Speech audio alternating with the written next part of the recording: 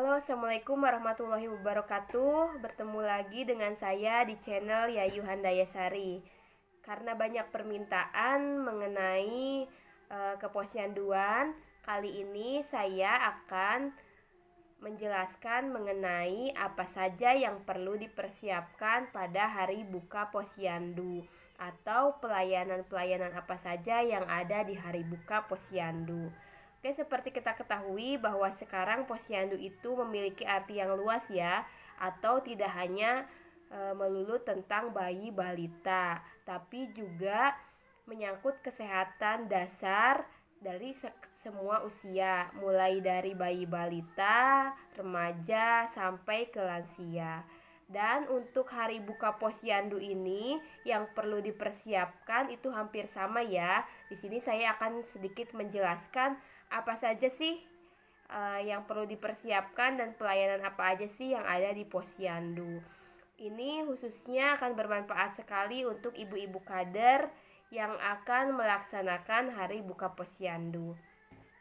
Seperti kita ketahui, pada hari buka posyandu itu kita harus mempersiapkan 5 pelayanan atau 5 yang biasa disebut 5 meja. Apa aja sih 5 meja tersebut? Yang pertama yaitu pendaftaran.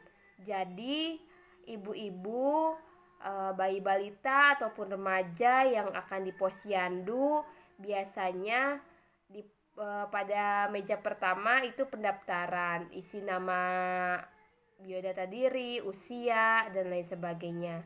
Kemudian setelah melakukan pendaftaran, berlanjut ke meja kedua yaitu penimbangan dan pengukuran. Pada penimbangan dan pengukuran ini biasanya untuk ditimbang berat badannya, kemudian diukur juga. Diukur baik tinggi badan, lingkar lengan, lingkar kepala, juga biasanya lingkar perut untuk lansia ataupun remaja.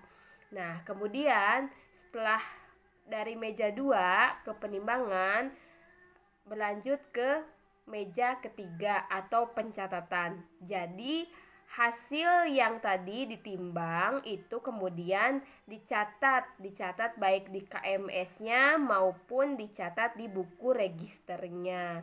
Baik ibu hamil, pada posyandu remaja berarti remaja hasil dari penimbangan tadi dicatat, bayi balita juga dilakukan pencatatan gitu hasil penimbangan dan pengukurannya. Nah, setelah ke pencatatan, kemudian berlanjut ke meja keempat. Meja keempat di sini adalah penyuluhan. Nah, pada penyuluhan ini biasanya dilakukan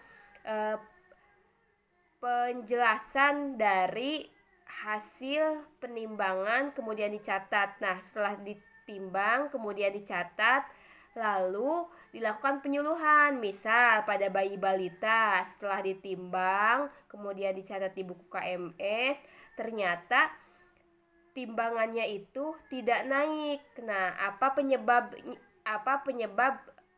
si bayi atau balita tersebut tidak naik berat badannya? Itu biasanya dikonsultasikan, dilakukan penyuluhan. Ketika misalnya bayi tersebut sudah 2 bulan berturut-turut tidak naik, nah itu ditanya alasannya. Untuk selanjutnya ditindaklanjuti dengan misal pemberian PMT. Atau misal ada bayi balita yang memang dalam buku KMS-nya itu sudah di garis merah. Nah, berarti itu juga perlu perhatian khusus. Akhirnya di meja keempat di penyuluhan itu diberikan penjelasan atau pengetahuan harus melakukan hal seperti apa dan tindakan apa yang harus dilakukan. Biasanya kalau untuk bayi balita itu diberikan PMT atau pemberian makanan tambahan yang lebih diperhatikan lagi. Atau biasanya kalau bayi balita yang naik juga diberi PMT, tapi untuk yang turun itu biasanya ada tambahan plus-plus untuk PMT-nya. Nah, kemudian terakhir di meja kelima itu layanan kesehatan. Misalkan di hari buka posyandu untuk bayi balita, bayi tersebut sudah masuk usia 9 bulan. Itu berarti bayi tersebut harus dilakukan imunisasi.